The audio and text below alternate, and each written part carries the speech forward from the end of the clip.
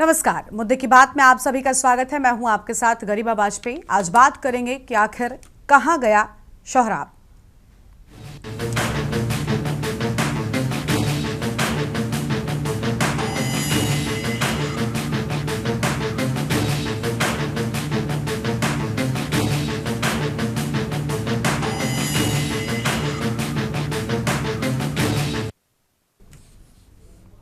लखनऊ में serial killer gangster Sohrab के Tihar jail से पैरोल पर रिहा होने के बाद फरार होने के मामले ने सुरक्षा व्यवस्था में हलचल मचा दी है। यूपी एसटीएफ और पुलिस की कई टीमें उसके विभिन्न ठिकानों पर लगातार छापेमारी कर रही हैं। इसी बीच सोहराब और उसके भाइयों को फिर से प्रदेश की माफिया सूची में शामिल कर लिया गया है। इस बाबत लखनऊ कमिश्नरेट पुलिस ने विस्तृत रिपोर्ट पुलिस मुख्यालय को भेज दी है। पुलिस अधिकारियों के अनुसार प्रदेश स्तर पर वर्तमान में 67 सक्रिय अपराधियों पर निगरानी रखी जा रही है। इसमें सलीम रुस्तम और सोहराब भी शामिल थे, जो जेल जाने के बाद जिला स्तर की सूची में डाल दिए गए थे। लेकिन सोहराब के फरार होने के बाद इन तीनों की सक्रियता बढ़ने लगी है, इसलिए इन्हें पुनः प्रदेश की माफिया निगरानी सूची में शामिल किया गया है। सोहराब की तलाश के लिए दिल्ली पुलिस ने भी यूपी एसटीएफ समेत कई राज्यों की पुलिस को अलर्ट जारी कर दिया है। पुलिस को शक कि सोहराब अपनी पत्नी के साथ मुरादाबाद गया और वहां से लखनऊ होते हुए नेपाल की ओर चला गया, जहां उसका बड़ा नेटवर्क है। पुलिस ने कई अहम बातें और भी कही हैं। पुलिस का मानना है कि सोहराब नेपाल में अपनी आपराधिक तंत्र को मजबूत करने की कोशिश कर रहा है। सीरियल किलर भाइयों की साख और खौफ 2014 में उनके छोटे भाई शहजादे की हत्या के बाद से बना हुआ है। बदले में उन्होंने एक ही दिन में हत्यारों को मौत के घाट उतार दिया था।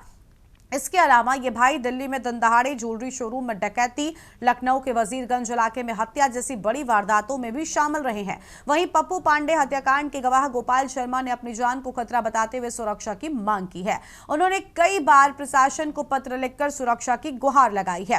गोपाल ने कहा कि हत्या के वक्त वो वहां मौजूद थे और बाद में पुलिस को सच्चाई बताई, जिसके बाद से उनकी जान को खतरा बना हुआ है। पुलिस ने इस मामले में आरोपी शूटर सुनील शर्मा को एनकाउंटर में मार गिराया था। सोहराब के फरार होने से तिहाड़ जेल प्रशासन में हड़कंप मचा हुआ है। पुलिस उसकी गिरफ्तारी के लिए लगातार प्रयास कर रही है। सोहराब के फरार होने के बाद सुरक्षा व्यवस्था पर सवाल उठने लगे हैं। वहीं पुलिस ने उसके परिवार और संपर्क वालों पर भी कड़ी नजर रखनी शुरू कर दी है। इसके साथ ही गवाहों की सुरक्षा भी बड़ी चिंता का विषय बना हुआ है। खासकर पूर्व सदस्य और पप्पू पांडे हत्याकांड के गवाह गोपाल शर्मा ने सुरक्षा की मांग कर दी है। आज इसी मुद्दे पर हम करेंगे चर्चा कि आखिर कहां है सोहराब। खास मेहमान हमारे साथ में जुड़ेंगे, उनके साथ में अपनी चर्चा को आगे बढ़ाएंगे। मेहमानों का रुख करेंगे तो देखिए, सबसे पहले ये बड़ा सवाल कि आखिर सोहराब कहां है और किसकी शह से वो फरार हुआ है।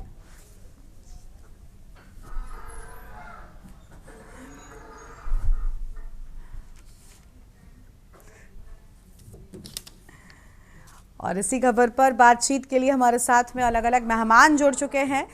लखनऊ से हमारे संवाददाता शिवा शर्मा हैं, एमसी द्विवेदी जी हैं, पूर्व डीजीपी, प्रमोद कुमार अधिवक्ता सुप्रीम कोर्ट, नूतन ठाकुर हमारे साथ में हैं, सोशल एक्टिविस्ट है। सबसे पहले शिवा से रुख कर लेते हैं। शिवा, सबसे बड़ी बात ये कि आखिर कहाँ है सोहराब। पैरोल पर बाहर आना, लेकिन उसके बाद फरार हो जाना। अब गवाहों में डर है, लगातार गवाहों की ओर से डर जो है वो जताया जा रहा है। पुलिस से उन्होंने सुरक्षा की मांग भी कर दी है। अब तक कोई जानकारी प्राथमिक स्तर पर मिल सकी, क्या बताया जा रहा है? एसटीएफ एक्टिव हो गई है इसके लिए?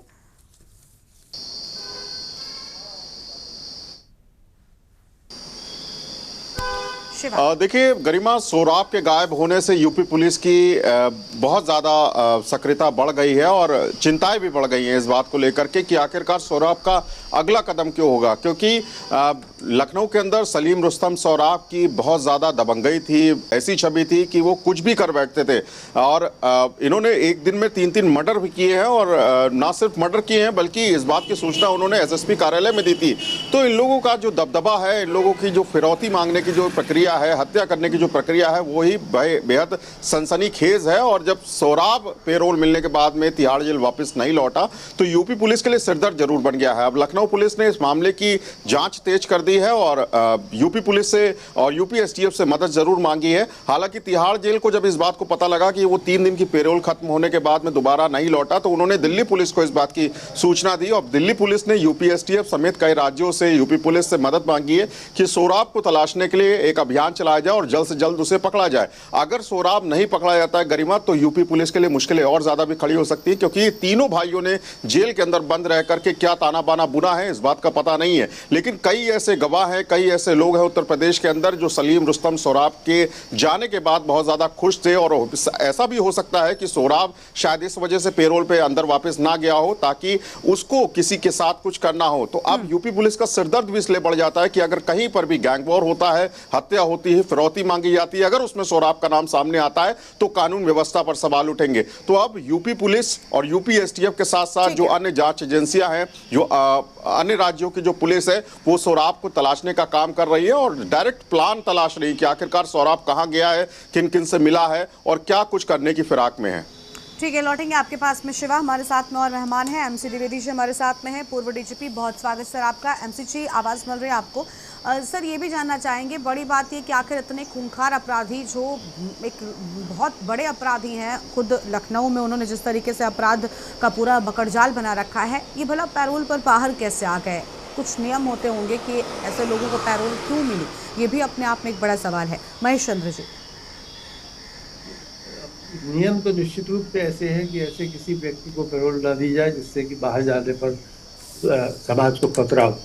और इस प्रकरण में जब इसने एसएसपी को इन्फॉर्म करके मर्डर किए थे लखनऊ में, और बाद में फिर जैसा मैंने टाइम्स ऑफ इंडिया में देख रहा था कि वहाँ पर तिहाड़ जेल में रहते हुए भी ये गैंग वार जैसा चलाता था और वहाँ से इंस्ट्रक्शन दे के अपराध करवाता था। इसका जब नेपाल में भी गैंग है, इतना सब होते हुए ऐसे व्यक्ति को पैरोल दी गई, ये निश्चित रूप से जांच का विषय है। और जिन्होंने दी, जो इन्वॉल्व लोग थे, उनके विरुद्ध कार्रवाई होनी चाहिए। ये दुर्भाग्य है देश का कि राम रहीम दो मर्डर में सजा पा जाते हैं और फिर उनको लगातार पैरोल मिलती रहती है। अमरमणि त्रिपाठी को पैरोल मिलती रहती है, सब जानते हैं कि मर्डर किया, उसके बाद सजा पाने के बाद, और पैरोल पर आके 10 दिन के लिए आते हैं, 2 महीने बाद वापस जाते हैं लोग। तो ये इस तरह के प्रकरण में बहुत सख्त कार्रवाई ऐसे व्यक्तियों के विरुद्ध होनी चाहिए जिन्होंने कराया है। जो नॉर्मल रूल है, इसमें निश्चित रूप से जो जेल का स्टाफ है उसकी रिपोर्ट इन्वॉल्व रहती है, जो वहाँ के जो पुलिस कमिश्नर हैं या जो, हालांकि पुलिस का डायरेक्ट कोई संबंध जेल से डायरेक्टली कुछ नहीं रहता है, लेकिन वहाँ के लेफ्टिनेंट गवर्नर या जो भी शासन है वो इन्वॉल्व रहता है। तो ये स्पष्ट है कि कोई ना कोई व्यक्ति जो कि पावरफुल है शासन में, उसके माध्यम से ये पैरोल दिलाई गई होगी। और ऐसे व्यक्ति को पैरोल दिलाने का सवाल ही नहीं पैदा होता था जब इतना बड़ा खतरा उस व्यक्ति से है। तो ये बहुत ही बड़ी समस्या यूपी पुलिस के पास है, और क्या कर जाएगा ये भविष्य में नहीं कहा जा सकता। ठीक है, लौटेंगे आपके पास में और मेहमान हमारे साथ में जुड़ चुके हैं, उनका भी रुख कर लेते हैं। हमारे साथ में प्रमोद कुमार जी हैं, अधिवक्ता सुप्रीम कोर्ट की ओर से। नितिन ठाकुर जी भी अभी भी जुड़ चुके हैं। नितिन जी बहुत स्वागत आपका, लेकिन पहले प्रमोद कुमार का रुख करेंगे। प्रमोद जी क्या कहना चाहेंगे, ऐसे मामलों में पैरोल मिलना एक न्यायिक प्रक्रिया होती है, कानून ने हमें बहुत सारे अधिकार दिए हैं, लेकिन एक ऐसा अपराधी, आप समझिए ना, जिस तरीके से इन्फॉर्म करने के बाद मर्डर का जो जिक्र किया जा रहा है, आप समझ सकते हैं किस आपराधिक मानसिकता का वो व्यक्ति रहा है। इतना बड़ा मकड़जाल उनके अपराध का फैला हुआ है, न सिर्फ अपने देश में बल्कि विदेशों में भी, और उसके बाद पैरोल पर बाहर आना, और फिर पैरोल के दौरान भी हमें जितनी जानकारी है कि अगर कोई ऐसा अपराधी बाहर जाता है तो उस पर नजर रखी जाती है, लेकिन वो सब लापरवाही रही। और शायद यही वजह है कि आज अब यूपी एसटीएफ या उत्तर प्रदेश पुलिस भी परेशान है कि आखिर सोहराब है कहां। अनम्यूट कीजिए सर, प्रमोद जी आप अनम्यूट कीजिए ताकि हम आपको सुन पाएं।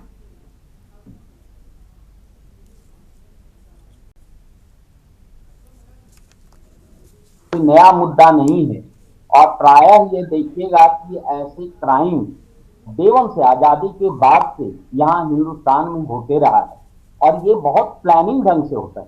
और इससे स्पष्ट होता है कि यदि आप ये डाटा देखेंगे तो जितने भी हिंदुस्तान के अंदर में जेल अथॉरिटी है वो करप्शन का एक अड्डा हो गया है। और जितनी जेल है, जेल एक्चुअली कैदियों के सुधार के लिए बना हुआ है, लेकिन वहां पे कोई सुधार नहीं होता है।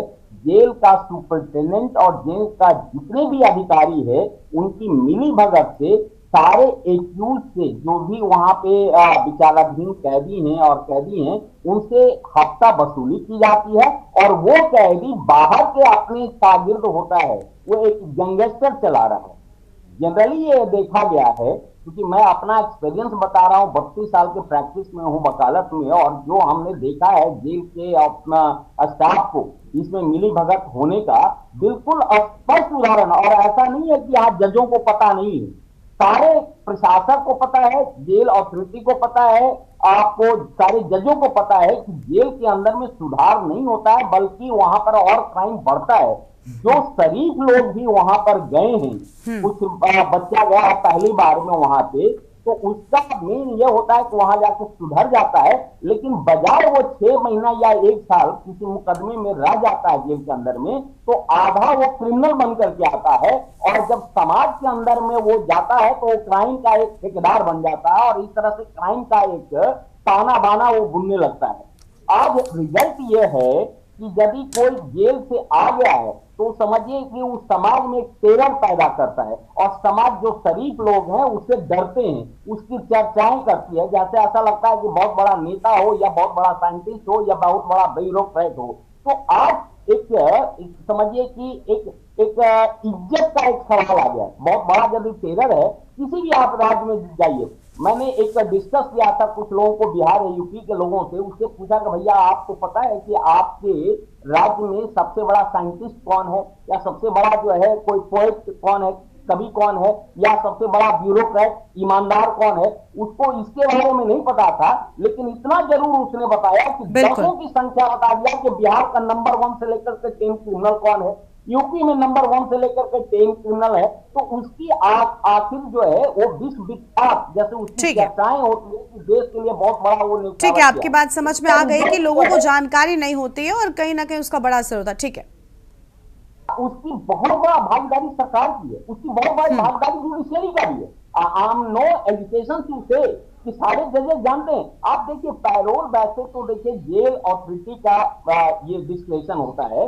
और वो देखता है कि उसका पिछला रिजल्ट, पिछला परफॉर्मेंस क्या रहा है, उसके आधार पर मिलता है। यदि उसका कोई इमरजेंसी दिखाता है कि हाँ उसका कोई हादसा हो गया है या बीमार हो गया है या कोई ऐसा जरूरत है, तो सर्टेन कंडीशन के लिए मिलता है। लेकिन अक्सर जो है पैरोल, जो प्रोफेशनल क्रिमिनल है जैसे सोहराब जैसे लोग जो है, इसका मिसयूज करता है और वो एक क्राइम का समझिए कि सीरीज बनाता है। मैं समझता हूं कि ऐसे लोगों को रोकना बिल्कुल बिल्कुल, लेकिन न्यायिक प्रक्रिया है और उसमें ऐसे अपराधियों को पैरोल देने से पहले मुझे लगता है जरूर विचार किया जाना चाहिए, क्योंकि जिस तरीके से अभी वो फरार है ये भी सिरदर्द बना हुआ है। लौटेंगे आपके पास में, सोशल एक्टिविस्ट हमारे साथ में नूतन ठाकुर जी जुड़ चुकी हैं। बहुत स्वागत मैम आपका। नूतन जी, सौराब के परिवार और जो संपर्क वाले हैं उनसे अब पुलिस जुड़ने का प्रयास कर रही है, लेकिन अब तक कोई जानकारी नहीं।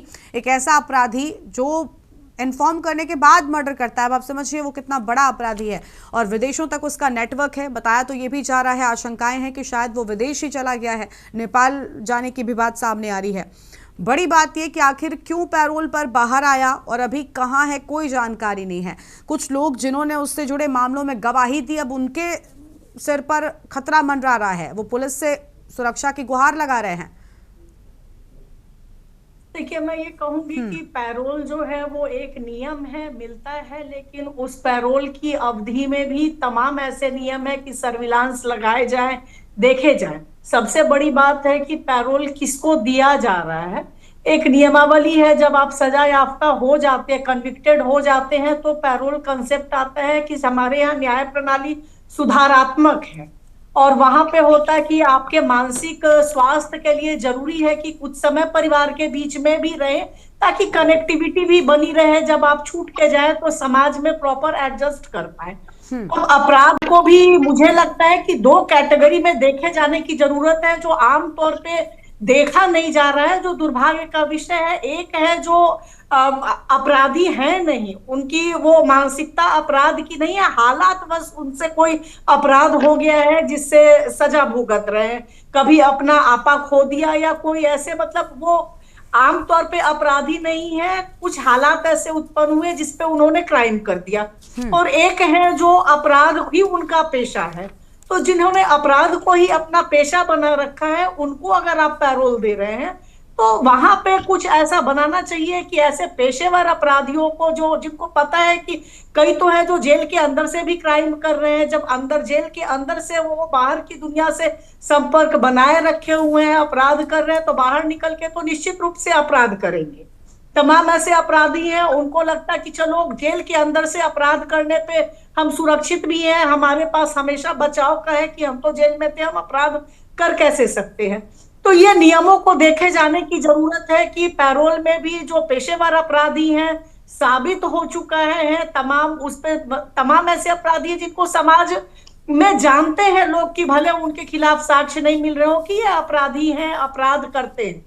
जेल में ये किसी से छुपा हुआ नहीं है कि कई बार जो पैरोल या किसी अपराधी के चरित्र की जो सूचना दी जाती है, उसका आचरण कैसा है, वो जेल के कर्मचारियों पर निर्भर होता है। और वहां कई बार जो डिजर्व करते हैं उनको तो अगर चाहे उनको समय से पहले छोड़े जाने की बात हो, साधन संसाधन नहीं है तो बहुत कम ऐसे अपराधी छोड़े जाते हैं। बाकी अगर आपके पास सहूलियत है, सुविधा है, संसाधन है, तो आप उन चीजों को जो नियम आम कैदी के लिए जो हालात के मारे अपराध कर बैठे हैं उनको ध्यान में रखते हुए बनाया गया, उसका फायदा रिसोर्सफुल पर्सन उठाते हैं। अब राम रहीम को देख लीजिए, उनका अपराध देख लीजिए, हर बार उनको जितनी लंबी पैरोल मिल जाती है। यही जो अपराधी है अभी जिनकी हम चर्चा कर रहे हैं, जिस तरह की बातें आ रही है, उसके बाद पैरोल दिया गया तो जेल अधिकारियों ने सैंक्शन किया होगा। जेल से भी जब ये बात आ रही कि वो जुड़ा हुआ था अपराध की दुनिया में, तो उनको अवगत न्यायालय को कराना चाहिए था इस चीज से। और दूसरा, पुलिस प्रशासन की भी जिम्मेदारी होती कि अगर जब पैरोल पे आया तो एक कोऑर्डिनेशन रहे उनको। बिल्कुल, ये भी नियम होता है कि अगर ऐसे खूंखार अपराधी पैरोल पर बाहर हैं तो उनकी बाहर की भी गतिविधियों पर नजर रखी जाती है ताकि कोई भी ऐसा घटनाक्रम ना घटने पाए। ठीक है, लौटते हैं आपके पास में। शिवा का एक बार फिर से रुक लेते हैं। शिवा, पुलिस भी परेशान है, लेकिन सबसे ज्यादा चिंता उन लोगों की बढ़ गई है जिन लोगों ने इस शराब से जुड़े किसी मामले में गवाही दी है। अभी ऐसा जिक्र भी किया, लगातार उनकी ओर से अब पुलिस से सुरक्षा की मांग की जा रही है, लेकिन पुलिस ने जो ऑपरेशन चलाया है अब इसे वापस से गिरफ्तार करने के लिए वो क्या आगे बढ़ पाया क्या? क्योंकि जानकारी भी मिल रही है कि शायद नेपाल के रास्ते वो आगे बढ़ चुका है अपने परिवार के साथ में, तो क्या अब तक जानकारी मिल पाई? पुलिस का क्या कुछ कहना है, कब तक इसे वापस गिरफ्तार किया जा सकता है? और क्या सुरक्षा उन लोगों को दी गई जो लोग परेशान हैं, जो गवाह हैं खास तौर पर?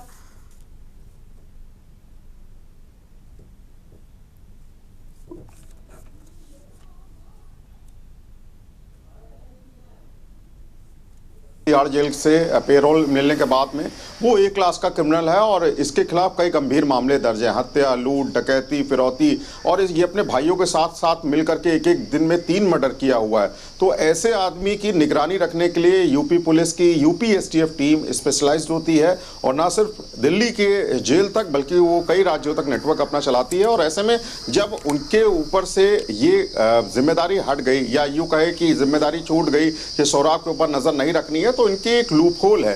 अब फिलहाल सोराब कहाँ है इसका जवाब यूपी पुलिस में किसी भी अफसर के पास नहीं है। उनका कहना है कि गोपनीय ऑपरेशन है, अपने हिसाब से चलाया जा रहा है, हम ढूंढने का प्रयास कर रहे हैं। लेकिन सबसे बड़ी बात यही है कि कनेक्टिविटी एक अपराधी से कैसे टूटी, जबकि वो ए क्लास का अपराधी है जो किसी भी क्राइम को अंजाम देने से पहले बिल्कुल भी नहीं सोचेगा और वो अपना नेटवर्क जेल के अंदर से रह करके चलाता है। और सबसे मजबूत नेटवर्क सलीम रुस्तम सोराब भाइयों का नेपाल में माना जाता है। और ऐसे में अगर वो नेपाल गया है तो तब यूपी पुलिस के अफसर क्या कर रहे थे, उनकी स्पेशलाइज्ड टीम क्या कर रही थी, ये सबसे बड़ा सवाल है। हालांकि सोराब कब किसको मार सकता है, कब किससे फिरौती ले सकता है और किसके साथ क्या घटना कर सकता है, ये किसी से भी छुपा नहीं है। और जरूर लखनऊ के अमीनाबाद इलाके में जिस तरीके से सनसनीखेज हत्याकांड हुआ था और पप्पू पांडे की हत्या की गई थी, तब वहां पर एक गवाह था जिसको पुलिस ने गवाह के रूप में बनाया और वो इस बात को बताता था कि सलीम रुस्तम सोराब ने किस तरीके से पप्पू पांडे की हत्या की है। तो लोगों को डर जरूर लगता है ऐसे किस्म के अपराधी को कि गवाह अगर जिंदा रह जाएगा तो उनका जो अपराध में जो कन्विक्शन है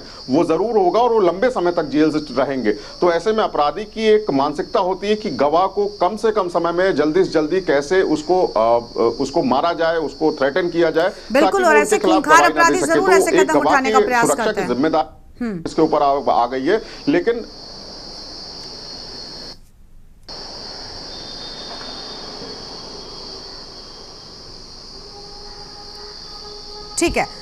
ठीक है शिवा, लौटेंगे आपके पास में। और ये बड़ा सवाल कि आखिर अगर वो नेपाल भी गया तो कैसे गया, इस पर भी नज़र होनी चाहिए। कई सारे अलग अलग एंगल से जांच होनी चाहिए। महेश चंद्र जी का एक बार हम फिर से रुख कर लेते हैं। महेश जी, अगर नेपाल जाने की बात सामने आ रही, सभी को पता है कि उसका वो पूरा गैंग था उसके भाइयों का, और उसका गैंग वॉर भी हो सकता है, क्योंकि अलग अलग माफियाओं के साथ में जिस तरीके से इसके पहले भी वर्चस्व को लेकर भी झगड़ा बताया जा रहा है, सामने आता रहा है। तो ऐसे में नेपाल जाने की बात अगर सही साबित होती है तो अपने आप में बहुत सारे सवाल उठेंगे कि आखिर वो नेपाल कैसे गया। बॉर्डर सिक्योरिटी पर भी कई सारे सवाल उठेंगे, कैसे अपराधी कैसे सीमा पार कर पाए। देखिए, ऐसा है कि ये कहना तो बड़ा आसान है कि किसी पर हम नजर रखें, लेकिन वो प्रैक्टिकली करना आसान नहीं है। जब जेल से छोड़ा गया तो जब दिल्ली के इलाके में था तो दिल्ली की जिम्मेदारी थी। तो ऐसा कोई न तो आदेश है, ना ऐसी कोई प्रथा है कि आदमी इतना खतरनाक है कि उसे जेल से छोड़िए और साथ में उसके पीछे पुलिस लगाइए। ये नहीं होता है। तो जेल से छोड़ना बेसिक जो है गलती वहीं पर हुई है, जो कि ऐसा आदमी को जेल से छोड़ा क्यों गया, उसमें जो लोग इन्वॉल्व हैं, और निश्चित रूप से किसी बड़े नेता का हाथ होगा, अदरवाइज नहीं हो सकता है, या पैसे का वो खेल हो।